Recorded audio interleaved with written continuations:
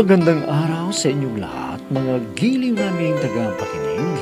Muli po mga kaibigan, narito na po ang pagpapatuloy at ikalawang yugto ng liham kasaysayan na ipinadala ni Julie dito sa ating blog, Love and Memories.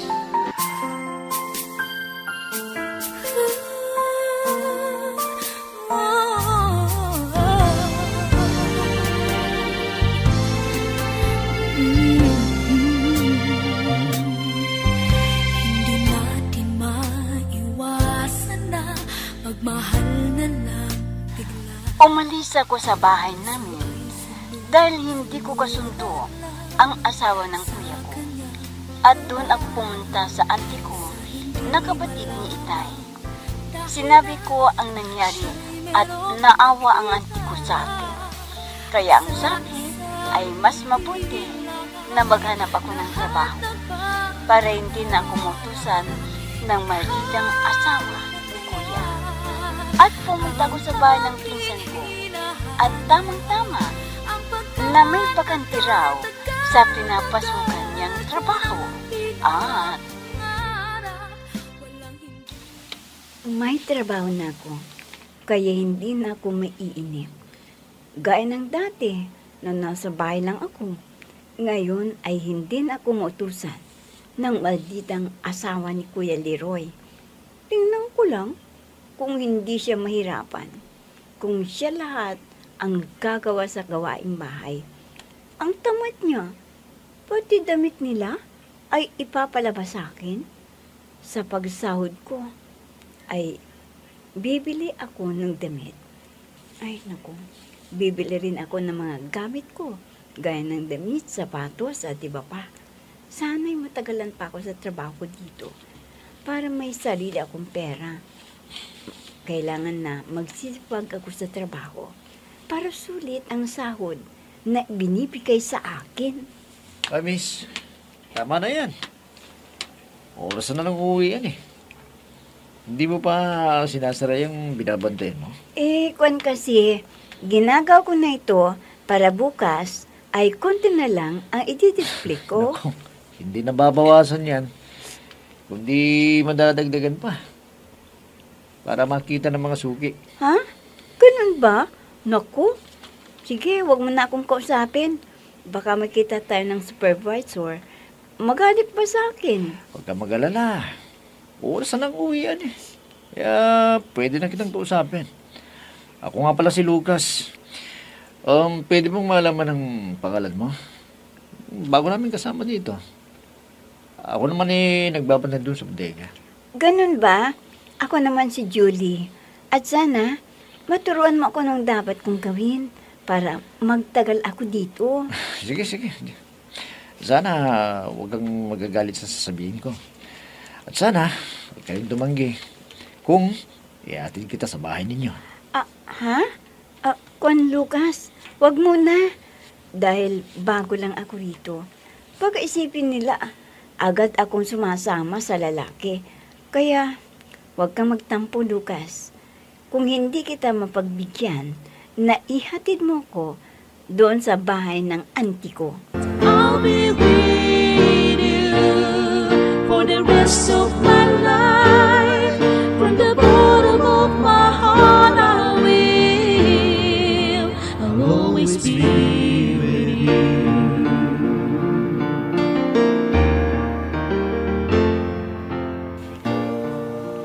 Leroy, asan ba yung kapatid mo? Hindi mo ba siya hinanap? Saka mo pabalikin dito sa bahay? Ano? Ngayon kailangan mo siya. Pero pagsasalitaan mo ay para kang amo na nagpapalit sa kanya. Alam mo, sinermonan ako ni auntie ko dahil sa ginawa mo kay Julie. Hindi ko alam dahil hindi siya nagsusumbong sa akin. Ha? Mabuti kung babalik pa yun dito. Pero susubukan ko lang na pakiusapan. Baka pumayag na bubalik dito sa bahay. Dahil siya ang gumagawa ng gawaing bahay. Wala kang ginagawa. Kaya lang, sobra ka na eh. Kaya hindi na siya nakatiis at sinagot-sagot ka. Alam ko na nagkamali ako. Kaya sabihin mo na nagsisisi na ako at hindi ko na uulitin ang ginawa ko sa kanya. Mabuti naman kung babaguhin mo ng ugali mo. Huwag kang maramot. Dahil ako ang may hanap buhay. Dapat na susuportahan ko siya. Oo na. Huwag mo na akong sermonan. Tulungan mo ako para makausap ko siya at hihingi ako ng tawad sa kanya. Sige, dadaanan ko siya mamayang pag-uwi ko. At papag-iusapan na bumalik na dito. Pero hindi ko nakakasiguro ha. Kung makukumbinsi ko pa siyang bumalik dito sa bahay. Minsan ng isang simpleng ngiti ay mayroong dala. Isang tapat na hangarin at pangakong dakila. Hindi man ito pinapansin. O Leroy, ikaw pala ang sinasabing dumating. Ano bang kailangan mo? Konpante, asan po ba si Julie? Gusto ko sanang kausapin para bumalik na doon sa bahay. Ay, wala na dito. Dahil ipinasok ng pinsan ninyo doon sa pinagtatrabahuan niya. Ha? May trabaho na pala si Julie? Paano na kaya to? Pag sabihin nga po, auntie, na bumalik na siya doon sa bahay. Sige, sabihin ko sa kanya pag uwi niya dito mamaya. Dahil ang sabi niya, nagkaroon daw ng katahimikan ang isipan niya. Auntie, talagang hindi ko alam ang ginawa ng asawa ko eh. Pero ang sabi niya, hindi na daw niya uulitin at hihingi ng tawad si Siling kay Julie. Ay, naku, Leroy. Huli na ang lahat. Gayon pa na may trabaho na si Julie. Ewan ko lang kung gusto pa niyang bumalik doon sa bahay ninyo. Pag-iusap naman, auntie. Kumbinsin niyo si Julie na bumalik na sa amin. Sige na po, auntie. Sige po, at aalis na po ako. Araw-araw na lang pinapayuhan ng sarili na kaya ko pa lahat pwede pa magagandang alaala. Ano? Si Kuya Leroy? Pumunta dito at nakikiusap na bumalik ako sa bahay namin? Naku, auntie, sigurado na mahihirapan po ako. Baka matrasado po ako sa aking trabaho. Kung doon pa ako titira. Ay, ikaw ang bahala. Sa bagay, mas gusto ko na nandito ka para may kasama kami ng pinsan mo. At saka natutulungan mo pa ako dito sa bahay. Mahirap na ngayon ang kumuha ng kasambahay. Baka hindi mapagkakatiwalaan at gagawa pa ng masama sa amin. Ay, tama po kayo, auntie. Wag na po. Kaya ko naman ang pinapagawa niyo sa akin eh. Kunting trabaho lang naman dito sa bahay ninyo. At saka, libre pa ako sa pagkain. Kaya ako na lang ang gagawa sa mga gawaing bahay. Alam mo, Julie, mula nang dumating ka dito, gumaan ang gawain ko dito sa bahay. Mas marami ka pang nagagawa para sa amin. Kaya nagpapasalamat po ko sa inyo, auntie. Dahil tinanggap po ninyo ko dito sa bahay ninyo. Ay naku, Judy, huwag mong isipin ang ganyan. Ituring mo ang pangalawang bahay na ito. Kung ano ang gusto mo, gawin mo. Hindi ka naman iba sa akin eh. Pamangkin kita, para na rin kitang anak. Yun nga pong hinahanap ko, auntie. Ang pagmamahal ng isang ina. Dahil hindi ko naman nadama ang buong pagmamahal ni inay. Dahil maaga siyang kinuha ng Diyos. Ay, paano naman kasi? Napakasipag ng iyong inay. Halos hindi siya na nagpapahinga dahil sa mga gawaing bahay. Kahit gabi, itinutuloy pa rin ang trabaho niya. Tapos, tinutulungan pa ang tatay mo sa bukid ninyo. O hindi man lang sinabi na may dinaramdam na siyang sakit sa kanyang katawan. At huli na ang lahat nang malaman ng itay mo na may malubhang sakit ang inay mo.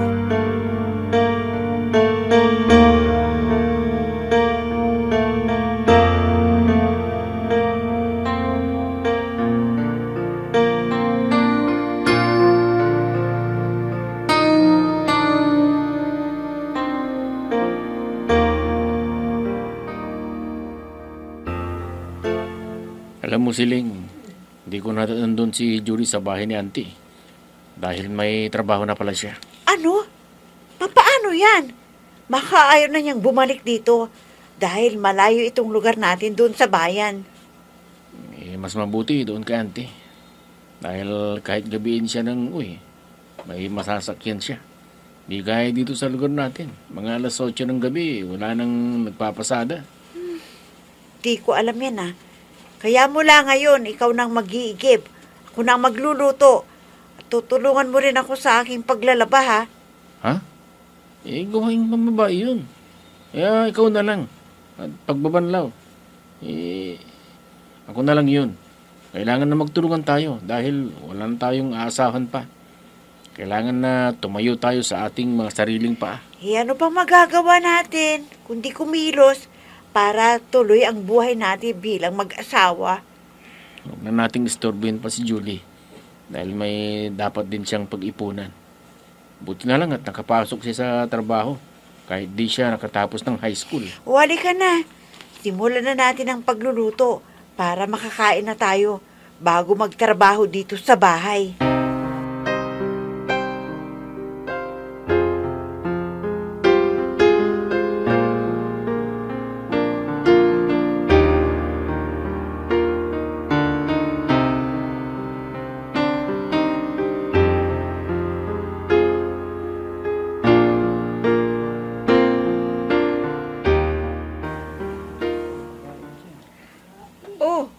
Bakit ngayon ka lang pumunta rito, friend?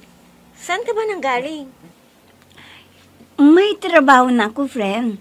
Ipinasok ako ng pinsan ko doon sa grocery sa mall. Ganun ba?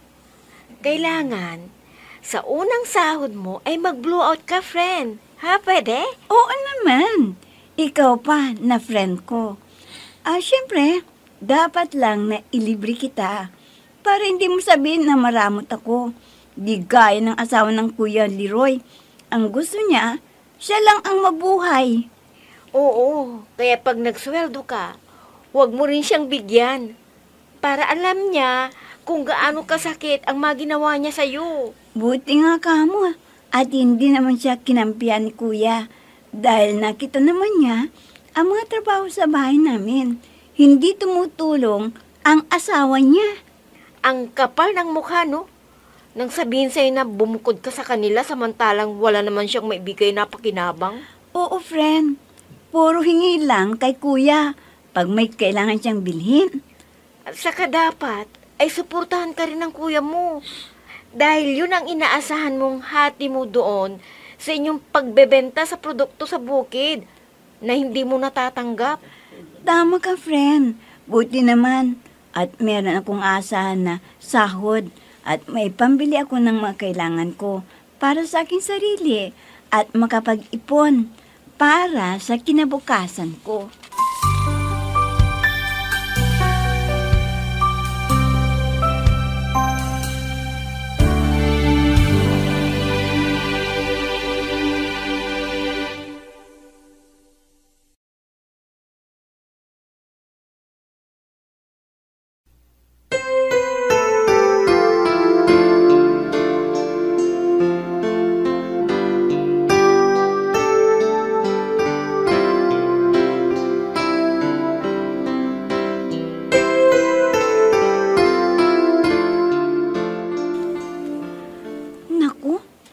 Ang dami ng pala ng mga produkto na dapat i-display.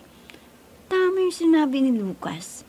Pag ganitong araw ng pamamalengke, ay dapat marami ang nakikita ng mga tao para makapili sila ng kanilang bibilhin.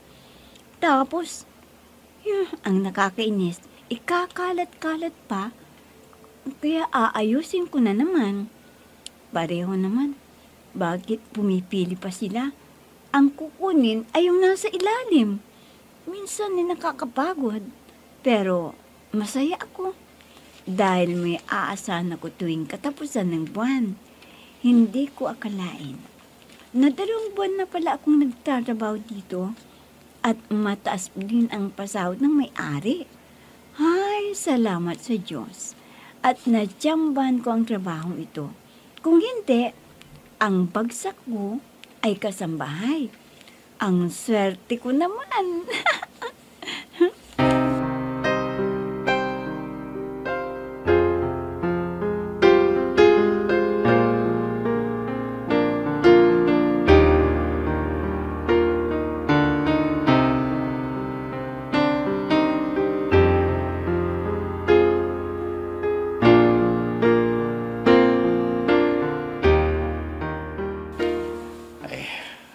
Amanda, nakita ko nakasama ni Julie, yung anak mo.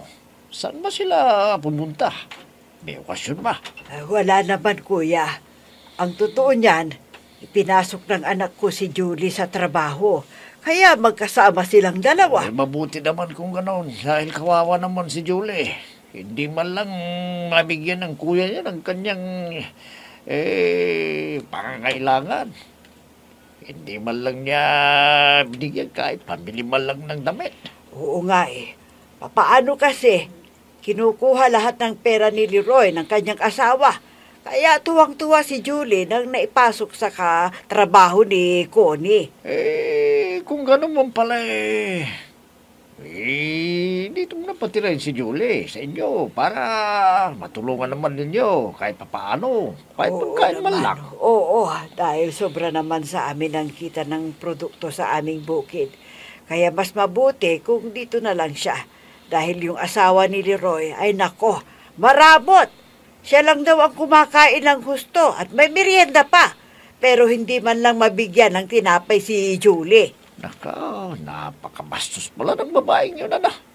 Hayaan mo, baka mapunta ko doon pagsasabihan ko naman. Pabayaan mo na. Si Leroy ang dapat mong pagsabihan. Huwag kang makialam. Baka hindi magustuhan ni Leroy kung pagsabihan mo ang kanyang asawa. Hindi naman ikaw ang ama ni Leroy. Siya nga pala. Ikaw na lang yung bahala kay Julie, ha? Dahil alam ko ang ginagawa sa kanya ng babaeng yun sa pamangkin natin. Pero may araw din ang babaeng yun. At sana makarma na rin siya.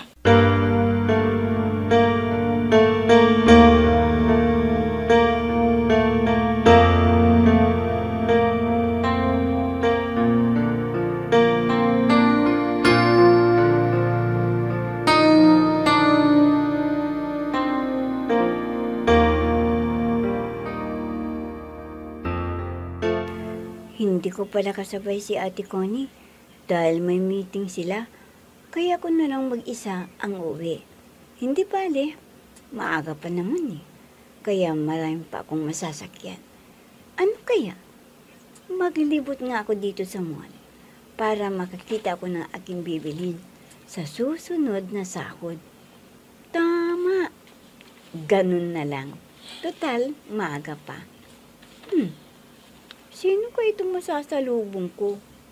Aba, naon yatang lumbas sa akin na. Ayan. Malapit na dito sa kinaroroonan ko. Kunwari, ay hindi ko siya napansin.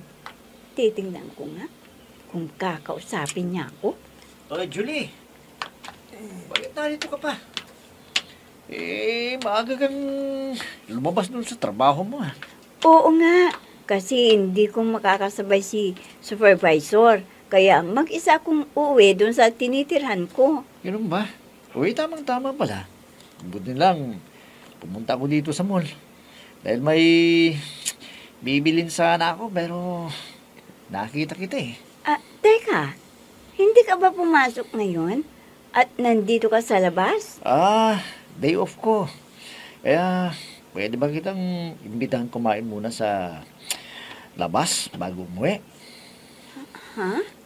Naku, baka gabihin ako. Wala akong masakyan. Baka pagalitan pa ako eh. Huwag kang mag-alala. May sasakyan naman ako eh. Kaya ihatid kita. Sana hindi ka na tumanggi ngayon, ha? Dahil matagal na din kitang kasama sa trabaho. Oo na, Julie. Pwede bang sumama ka sa akin na kumain? Sige na naman, oh. Pag-iusap lang, Julie. Ha?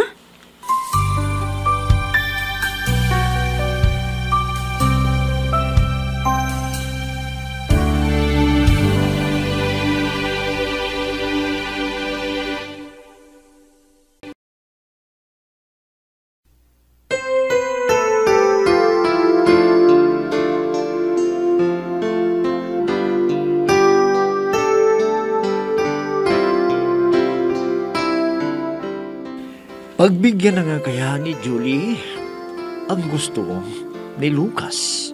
Mga kaibigan, huwag ninyong kalintang subaybayan ang pagpapatuloy at ikatlong yugto ng liham kasaysayan na ipinadala ni Julie dito sa ating dulang.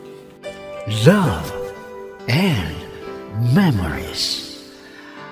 Mga nagbibigay buhay sa ating dula ay sina Mayra Abrihal Narnola, Susan Malikdem, Robert de Guzman, Yehuda Ismael, Eva Alcoriza, Jun Cabato, Ami Diaz, at si Oscar Ora. Technical supervision at musika ni Oscar Ora. Nilapatan ng tunog ni Robert de Guzman. Mula sa panulat at direksyon ni Ami Diaz. Love and Memories. Inihahandog sa inyo ng F3 Recording Studio para sa Pambansang Radyo ng Pilipinas, Bombo Radio, Philippines.